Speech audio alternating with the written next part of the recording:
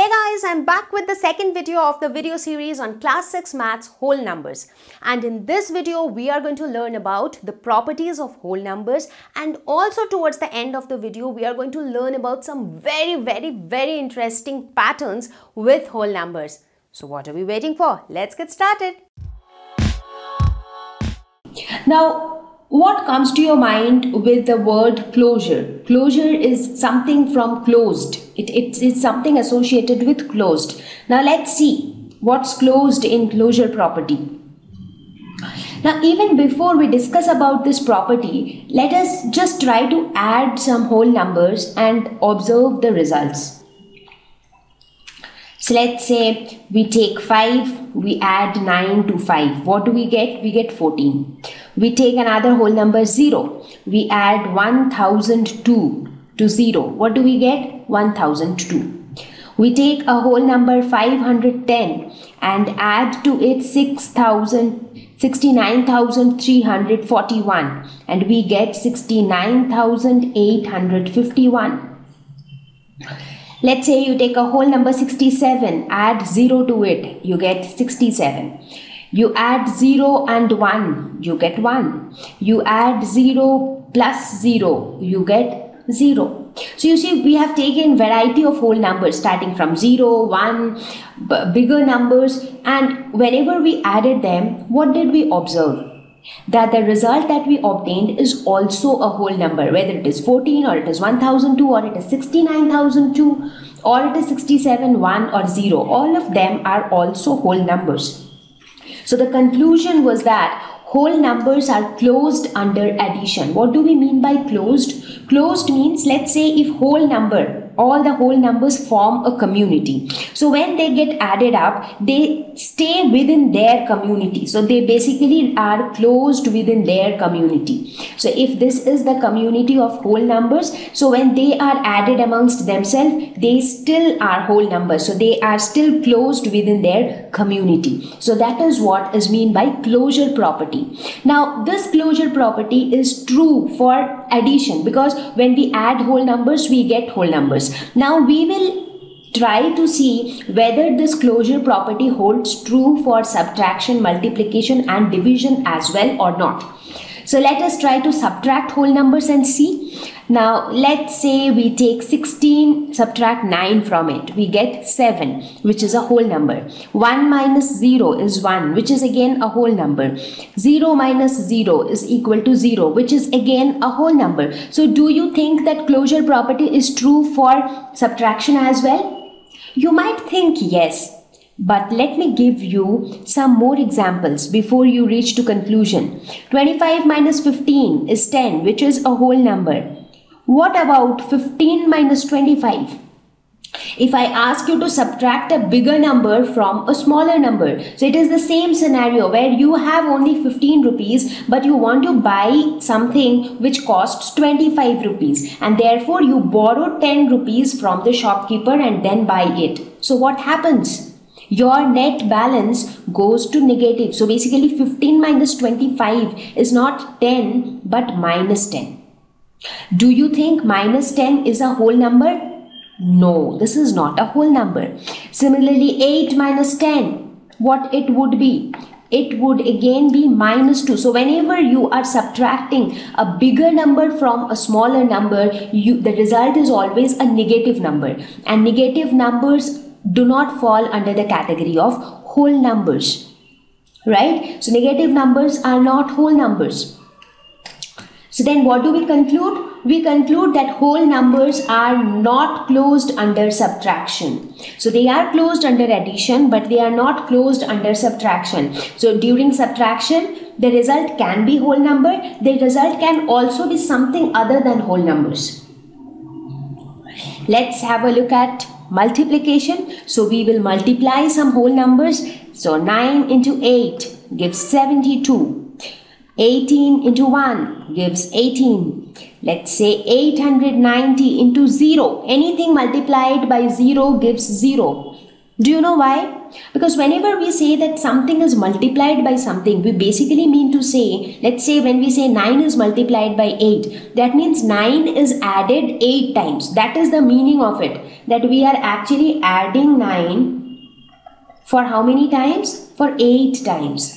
That's the meaning of 9 into 8. Now when you say 890 into 0, what do you actually mean? That 890 is added 0 times. That means basically 890 is not at all added. Now when you have not added 890 at all, so what will be the result? The result will definitely be 0. So you multiply any number with 0, the result would always be 0. So in this case, again you observe that the result is always a whole number. So the conclusion here again is whole numbers are closed under multiplication. So whenever you multiply any two whole numbers, the result must be a whole number. So now we are left with the last operation, that is division. So for this also we will divide a few whole numbers. Let's say 8 divided by 5. What would the result be? 8 by 5. Think about it. So it is something like 8 by 5. Think about this. 16 divided by 8. What it would be? This would be 2 because 8 is a 16. 10 divided by 1. This would be 10. 10 divided by 0. Now when you multiply 0 to any number, it becomes 0. But when you divide 0 to any number, the result is not defined. So we actually cannot define the result. So the result here becomes not defined, which is not a whole number. In the first scenario, the result 8 by 5. This is a fraction. Do you think it is a whole number? This is not a whole number because 8 is not divisible by 5. So this is again not a whole number. Right? So when you divide 8 by 5, this is what you get. You can write it as 1, 3 by 5, which is again not a whole number. If you want, you can write it in decimals. So you can write it as 1.6, which is again not a whole number. So basically the result of division is not always a whole number. So whole numbers again are not closed under division. So out of addition, subtraction, multiplication and division, we see that addition and multiplication are closed, whereas division and subtraction are not closed. So the closure property holds true for addition and multiplication. Let us now move on to the next property, that is commutative property. Now what is commutative? What does the word commutative means? It is derived from the word commute. Commute means to exchange. Now many a times you would have heard people saying that every day I commute from my home to my office. So commute is basically exchange. Exchange of place, maybe your place is exchanging from home to office, office to home. So commute could also be when you exchange any kind of information. So the word commute is related to exchange. Now here we will see what kind of exchange happens in commutative property. Now, can you guess something about the commutative property looking at the picture on the screen? On the screen, in the first picture, you see that the girl is sitting on the left and the guy is sitting on the right. What do you see in the next picture? Their positions are exchanged. Now, the guy is sitting on the left and the girl is sitting on the right. Right? So, they have just exchanged their positions. So, do you get some clue from this? So what it actually tells is, let us say if you add any two whole numbers, for example 18 and 6. So what is the result? The result is 24. Now if you exchange the position of these two whole numbers, that is, if instead of writing it as 18 plus 6, if you write it as 6 plus 18, what would be the result? The result would still remain the same. The result would still be 24. So this shows that 18 plus 6 is actually equal to 6 plus 18. So when you add two whole numbers, even if you change the positions or if you interchange the position of the two whole numbers, the result still remains the same. So this is one example. Let us take another example. So in this example, let us take 0 as one of the numbers. So let's say 22 plus 0 is 22. Now let's just change the positions. So 0 plus 22, the result again is 22. So therefore we see that 22 plus 0 is equal to 0 plus 22. So from these two examples, what we observe is if A and B are two whole numbers, then A plus B is always equal to B plus A. So this is the commutative property of addition. So we say that addition is commutative in whole numbers. Why addition is commutative? Because even if you exchange the positions of the whole numbers, the result still remains the same. So A plus B is equal to B plus A. This proves that addition is commutative in whole numbers. What about subtraction, division, multiplication? So let us quickly look at the commutative property of all other operations. So let us start with subtraction. So what do you think? Subtraction will be commutative or not? So do you really think that subtraction is not commutative? Okay, let's try. Let's consider 18 minus 6. So what do we get? We get 12. Now as we interchange the position of the digits, it becomes 6 minus 18. And what is the result? It is minus 12. So this shows that A minus B is not equal to B minus A. So therefore subtraction is not commutative. So then let's talk about multiplication. Now in multiplication is commutative. Let's take examples. 18 into 6 is 108. Now when we interchange the positions, it becomes 6 into 18, which is still 108. Let's take another example. Let's say 5 into 0 is equal to 0. What about 0 into 5? That is also 0. So considering these two, we see that A into B is equal to B into E. And that is why we say that multiplication is commutative. What about division? Division is again not commutative. That is because when you divide 16 by 8, what do you get? You get 2. Now when you divide 8 by 16, what do you get? You get 1 by 2. So therefore you see that A divided by B is not equal to B divided by A, and therefore division is not commutative. If you want, we can take another example. So this is example number 1, and let's take another example. Let's say 0 divided by 1 is 0, but when you divide 1 by 0, it is not defined. So overall we can say that division is not commutative. So as far as the commutative property is concerned, again addition is commutative and multiplication is commutative. Division and subtraction are not commutative. Let's move on to the third property, that is associative property. So what do you think are we going to talk about in associative property of addition of whole numbers? Now associative property, that means some kind of association between two or more numbers, some kind of connection or some kind of bonding between two or more numbers. So let us have a look at associative property. Now in associative property, we are going to consider three numbers. So let's say 13 plus 6 plus 2. So where 13 plus 6 is inside bracket. Now how would you calculate this value? Now the simple way we calculate is, first we do the operation which is inside the brackets. So 13 plus 6 is 19 plus 2, that is 21.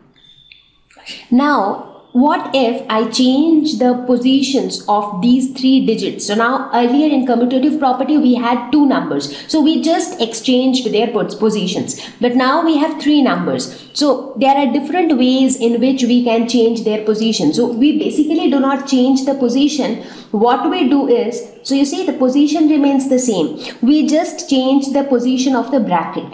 So now we put the bracket here. The moment we put the bracket here, what happens? How do we calculate it? We now perform the operation which is inside bracket first. So it becomes 13 plus, so this operation will be done first, which is 8, and the result is still 21.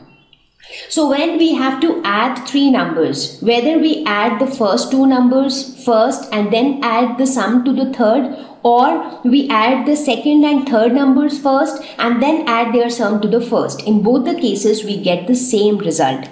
Now let us take one more example to verify this fact. Let's say we consider three numbers 5, 0 and 1.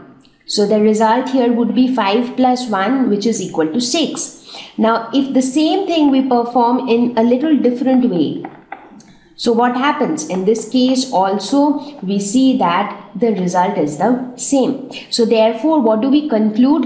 We conclude that if we have three whole numbers A, B, C, then A plus B plus C is equal to A plus B plus C. So this is what we have concluded. So the conclusion is addition is associative. So this means, this is a kind of association between the three whole numbers. This is a kind of association between the two addition operations. Whether you perform the addition of the first two numbers first or the last two numbers first, the result will remain the same. And that is why we say addition is associative. So in a similar way for associative property also we will look at the other operations. So let us start with subtraction.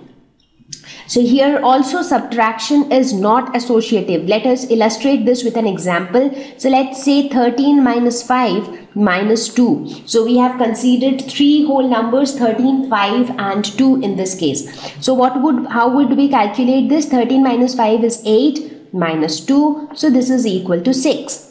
Now let us change the position of the brackets, that is 13 minus 5 minus 2. So this becomes 5 minus 2 is 3. So the result here is 10. So we observe that here in this case the results in the two cases are not same. So we observe that A minus B minus C is not equal to A minus B minus C.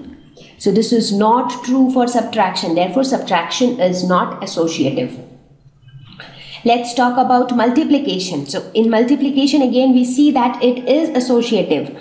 That means if we take something like this, 2 into 3 into 5.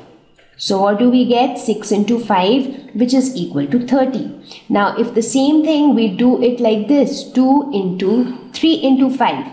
So 3 into 5 is 15. So 2 into 15 is 30. So we get the same result in both the cases. So this is one example. Let us take another example. Let's say 1 into 0 multiplied by 3. So 1 into 0 is 0 into 3, which is equal to 0.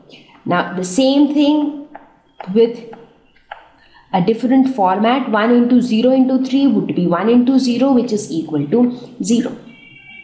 So in both of these cases what we observe is A into B into C is equal to A into B into C.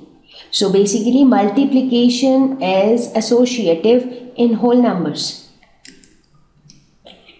I hope you would have guessed by now that division is also not associative, because till now we have been observing that multiplication and addition, they go hand in hand, and subtraction and division, they go together. So let's look at some examples here. So let's say 10 divided by 5 divided by 1. So this becomes 2 divided by 1, which is equal to 2. Now the same thing we perform in different order, that is 10 divided by 5 divided by 1. So what do you get? You get 10 divided by 5. So as a result you get 2. Wow, you have got same result in both the cases. So does that mean that division is associative? What do you think? Do you want to give it a thought? Okay, let's give it a thought and let's try it out with some other example. So this is one example. So let us try it out with another example. So let's take this example. 16 divided by 4 divided by 2. So what do you get? 4 divided by 2, which is equal to 2. Now the same thing, let's perform it in this way. 16 divided by 4 divided by 2. So this is 16 divided by 2 and this is equal to 8. Oh, so now again you are getting different results. So because if division is associative, it has to hold true for all the examples that we consider. Now in one example we got it right, in another example we didn't get it right. So should we give a try to the third example? Okay, let's give a try. Let's say 32 divided by 4 divided by 2. So this is 8 divided by 2, which is equal to 4. Now 32 divided by 4 divided by 2. This is 32 divided by 2. So this is equal to 16. So in this case also we arrive at different results. So that means division is not associative. Now you might ask that, okay, if division is not associative, then why the result was same in this case? Because this is just a matter of chance that for a certain set of data it might hold true, but overall universally it doesn't hold true for all whole numbers. Therefore we say that A divided by B divided by C is not equal to A divided by B divided by C. So this is our overall result. So now we move on to the fourth property, that is distributive property. Now the name suggests distribution. So in this property we will see that something gets distributed over different numbers. Now what is that distribution? Let us try to understand. So this distributive property states that if we have three whole numbers A, B, C, then A into B plus C is equal to A into B plus A into C. So do you understand what is getting distributed? So when you have something like this A gets distributed to both B and C. That is why it is called distributive property. So A into B plus A into C. So that is why it is distributive property of multiplication over addition. So that is why it is called so. Now you might be thinking that why do we need such complicated property at all? Why do we need this distributive property? So let me give you a real life example. Let's say that you went to the shop, you did a lot of shopping. You bought 9 water bottles and you also purchased 9 pastries. Maybe you were planning to organize a party at your home. So you bought 9 water bottles and you bought 9 pastries. And the cost of each water bottle costed rupees 20 and each pastry costed rupees 10. So that was the cost of one pastry is 10 and one water bottle was 20. Now if I ask you what was your total bill? Now it is very easy because what are you going to do overall? Now cost of one bottle is 20, therefore cost of 9 bottles would be 9 into 20. Obviously, cost of one pastry is 10, so cost of 9 pastries would be 9 into 10. So the total bill or the total cost would be 9 into 20 plus 9 into 10. And then you multiply this and add the 2, and that is how you arrive at the total bill. Now here I have taken smaller numbers, but sometimes these numbers might be complicated. Instead of 9 bottles, you might have purchased 91 bottles. Instead of the cost of one bottle being 20, the cost can be 29. So in that case, you will have to multiply 91 into 29, which will make things complicated. So what you can do here is you can make use of the distributive property. So you see here it is in the same format, A into B plus A into C. So this can be very well written as 9 into 20 plus 10. Now don't you think that rather than doing a big multiplication, it is easier to do this sum? So you do this sum, it is 30, and you find out the total amount to be 270. Now this distributive property basically makes calculations easier. So that is the use of all of these properties. Whether you talk about associative or commutative or distributive, their purpose is to make calculations easier. So when you have bigger calculations with complicated whole numbers, your calculations will become easier. So distributive property can actually make calculations really simple. So let's just look at another example. Let's say that the cost of one book is rupees 21. And if you are asked to find out the cost for 52 books, so what would be the cost for 52 books? How would you find that out? Now, quite simple, that the cost of one book is rupees 21. Therefore, the cost of 52 books will definitely be 52 into 21. That would be the cost. Now, doing this multiplication can be tedious task. So, what do? We try to make use of distributive property. This 52 can be written as 50 plus 2. You put it in bracket, multiplied by 21. So, now what do you have? So you have it in the format of distributive property. Remember the format of distributive property. If you write it like this is same as distributive property. A into B plus C. So this can be written as 21 into 50 plus 21 into 2. Now doing this multiplication was tougher than doing this multiplication because here you have zeros. So it is pretty simple to do this multiplication. And now you can very easily calculate the cost of 52 books. So you see, making use of the distributive property, you could make your calculations little simpler and easier. Now that we have discussed about the four main properties of whole numbers, it is time to talk about some other important properties. So the first thing that we will discuss is additive identity. So 0 is called the additive identity. Now first let us try to understand the meaning of additive identity. So additive identity is a number which when added to a whole number retains its identity. What is the meaning of identity? Identity means the existence of someone. Like we say that, I want to get educated so that I have my own identity. That is, I have my own importance, my own existence. So that is how we define identity. Now, when we say a number, normally what happens? Let's say you have a number 5. The moment you add 1 to it, what happens? The result becomes 6. So what happened to 5? 5 was no more there. So 5 got transformed into 6. So the identity of 5 is lost. Now, can we have a number which when added to 5 will retain its identity? That means even after adding that number, 5 will remain as 5. So that number is nothing but 0. You add 0 to any number, every number will remain the same, and that is why 0 is called additive identity, because this happens only when you add 0.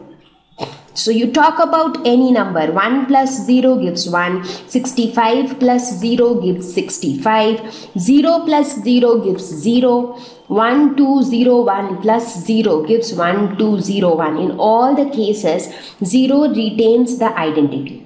But there is a very special role that 0 plays in multiplication.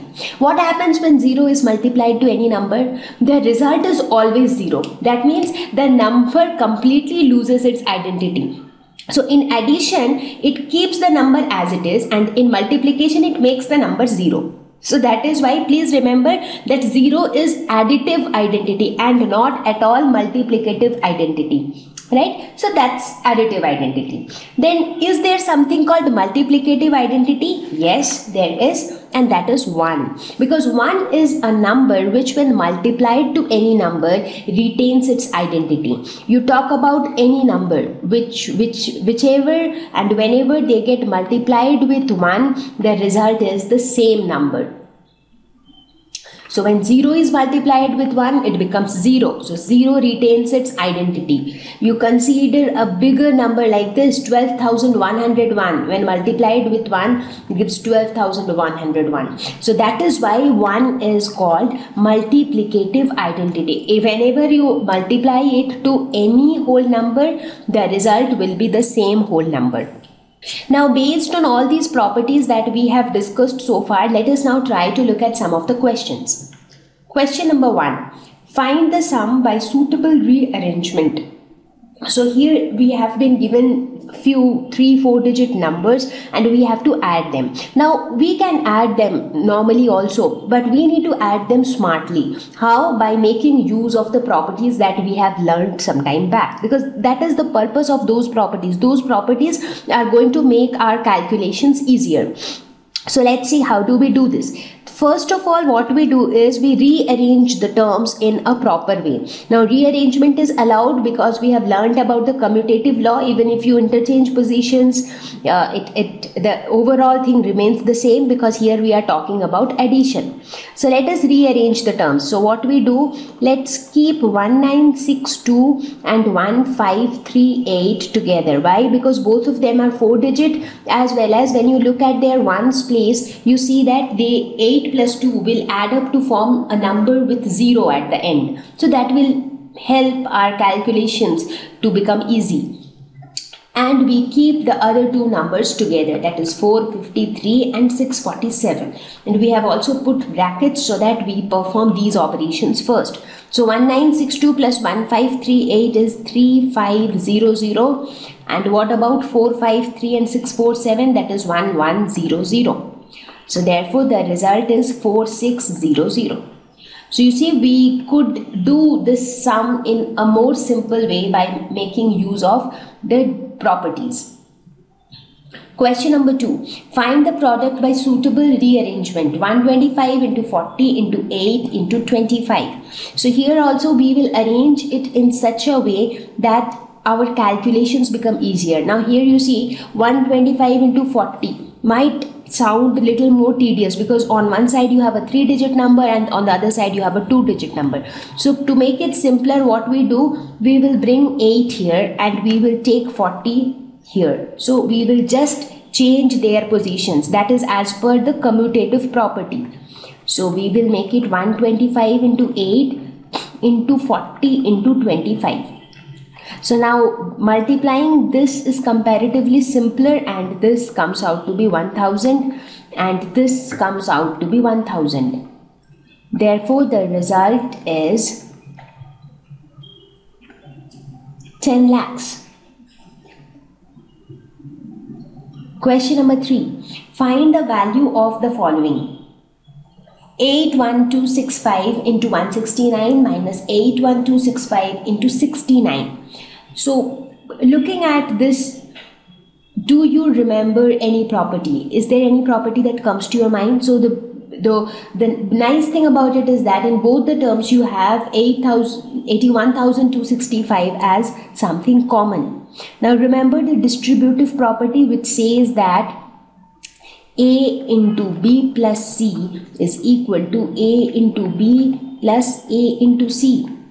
Now looking at this, do you remember something like this? It is of the form of A into B plus A into C. It's just that here you have minus.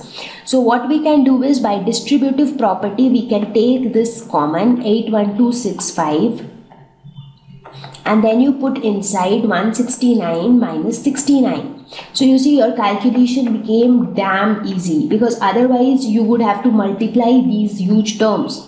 So this multiplied by 169 minus 69 would be 100. So therefore it would be this. So 81,26,500 would be the answer. Question number 4. Find the product using suitable properties. 258 into 1008. So here also we will make use of distributive property. So we can write 1008 as 1000 plus 8, because the moment we introduce terms with zeros, our calculations become simpler. So by distributive property, this would be 258 into 1000 plus 258 into 8. So this would be equal to 2,58,000 plus 258 into 8 would be 2064. So when you add these two, you get 260064. That is 2,60,064. Question number 5. A vendor supplies 32 liters of milk to a hotel in the morning and 68 liters of milk in the evening. If the milk costs rupees 15 per liter, how much money is due to the vendor per day? Okay, so every day the milk is delivered to the hotel 2 times. So in one day, once in the morning and once in the evening. So 2 times a day milk is being delivered. Now what happens during the morning? During the morning, 32 liters of milk is delivered and the cost of 1 liter of milk is 15. That means the cost of 32 liters of milk would be 32 into 15. Now in the evening, 68 liters of milk is delivered and cost of 1 liter is 15. So cost of 68 liters would be 68 into 15. Therefore, what would be the total cost for a day? So the total cost for a day would be 15 into 32 plus 15 into 68. Can you think of a way to simplify the calculation? Yes, by distributive law. Take 15 common, so 32 plus 68. So 32 plus 68 would be 100. So this can be written as 15 into 100. So this would be equal to rupees 1500. So this is the total money which is due per day, because in a day this is the total amount for which milk is being delivered to the hotel. Question number 6. Match the following. First one, 425 into 136 is equal to 425 into 6 plus 30 plus 100. Which law is this? So this is definitely distributive law, because in distributive law we distribute the number, right? So we have broken it into 3 parts. So this can be written as 425 into 6 plus 425 into 30 plus 425 into 100. Second one, 2 into 49 into 50 is equal to 2 into 50 into 49. What have we done? We have done nothing. We have just exchanged the position. So wherever we talk about exchange, we talk about commutative property. Now this involves multiplication. So this is commutativity of under multiplication. The last one, 80 plus 2005 plus 20 is equal to 80 plus 20 plus 2005. Here also you see that just the positions have changed. So that is also commutativity, but this time it is addition. So commutativity under addition. So now that we have learned so much about various operations, various properties of whole numbers, it is time to talk about something very interesting. We will learn about patterns in whole numbers. You must be thinking, what kind of patterns in whole numbers? Now, one interesting thing to observe is that all whole numbers can be represented in dots pattern to form some kind of shape. Now this shape could be a line, it could be a rectangle, it could be a square, or it could be a triangle. So the numbers can be represented in one of these forms. Now it would be incorrect to say that all the whole numbers can be represented in this pattern, because there are 2 exceptions, 0 and 1. So except 0 and 1, all other numbers can be represented in the pattern of dots to form one of these shapes: lines, rectangle, square, or triangle. So let's draw patterns for some of them. So let's start with 2. Now how would you represent 2 with dots? We would need 2 dots to represent a 2. Now when you keep 2 dots like this, what is it? It basically forms a line. When you keep, or if you keep 2 dots like this, what does it form? It basically forms a line. So you see that the dots pattern results in the formation of line.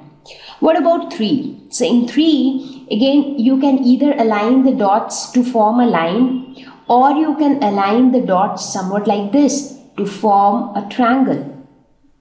Right? If you want, you can even align the dots like this, but in this case also it forms a triangle. So basically 3 can be represented in the pattern of a line. It can also be represented in the pattern of a triangle.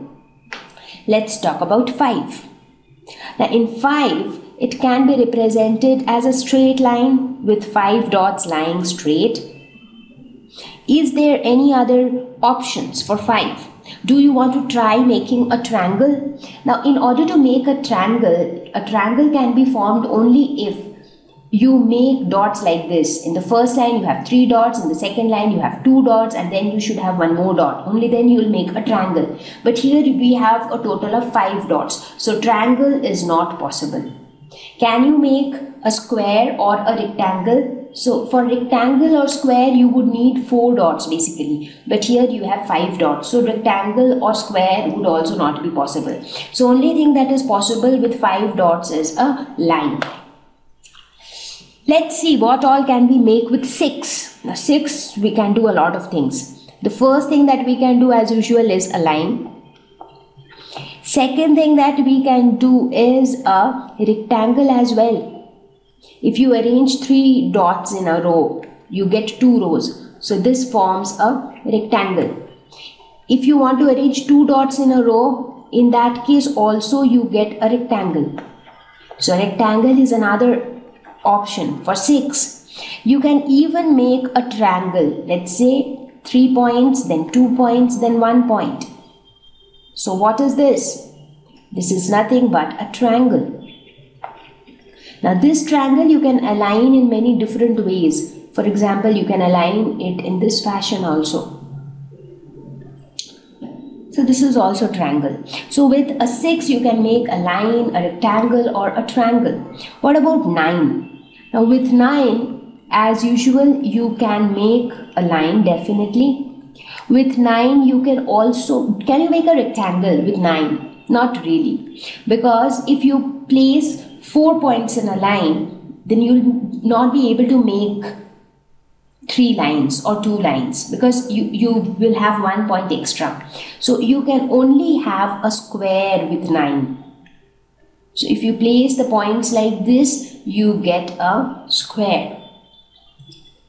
So square is one option and line is another option. Can you draw a triangle? Let's try.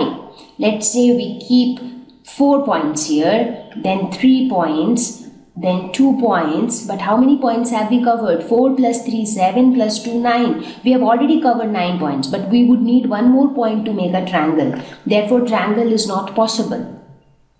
But do you think that we can make a triangle with 10? Yes, we can.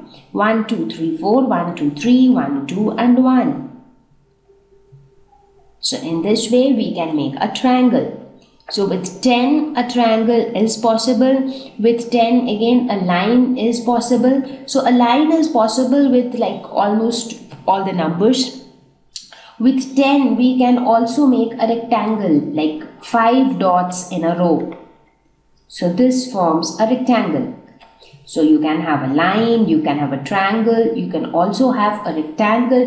Can you have a square? You can't have a square, because for square you would need same number of dots in all the lines. Now 10 you cannot divide it into equal number of dots in all lines, right? So in this way we see that all the numbers can be represented in the pattern of these dots to make many interesting shapes. Learning about this dots pattern, let us now look at some of the magical questions of whole numbers. Which of the following will not represent 0? 1 plus 0. 1 plus 0 would be what? Now 0 is the additive identity. When 0 is added to anything, the number remains the same. So 1 plus 0 will remain 1. So it will not represent 0. 0 into 0. Anything multiplied by 0 is always 0. So this represents 0. 0 by 2. So 0 divided by anything is also 0. And anything divided by 0 is always not defined. Question number 2. If the product of two whole numbers is 0, can we say that one or both of them will be 0? Justify through examples. Now, if the product is 0, that means that one of them is definitely 0. Because even if one of them is 0, the product is going to be 0. Because anything multiplied by 0 gives 0. There is now, if none of them are 0, in that case the product will never be 0, because if you have two non-zero numbers getting multiplied, in that case the product can never become 0. But if both of them are 0, then also the product is 0. If one of them is 0, then also the product is 0. Question number 3. If the product of two whole numbers is 1, can we say that one or both of them will be 1? Justify through examples. Now here, since we are talking about only whole numbers, that both the numbers which are being multiplied are whole numbers. Now, in order to get a product of 1, both whole numbers must be 1. So they need to be 1, only then the product would be 1, because otherwise if you have any other non-zero number and if you multiply it with 1, you would get the same non-zero number. You take any number, only when it is 1, then only 1 into 1 would be 1. Otherwise any other number when multiplied with 1 will give the same number. If 0 gets multiplied with 1, then it gives 0. So every time, because that is why 1 is the multiplicative identity. When 1 is multiplied to any number, that number retains its identity. Question number 4. Find using distributive property 5437 multiplied by 1001. Now here we can write 1001, we can break 1001 as 1000 plus 1. So now by distributive property, this is A into B plus C. So what do we know? That by distributive property, A into B plus C is equal to A into B plus A into C.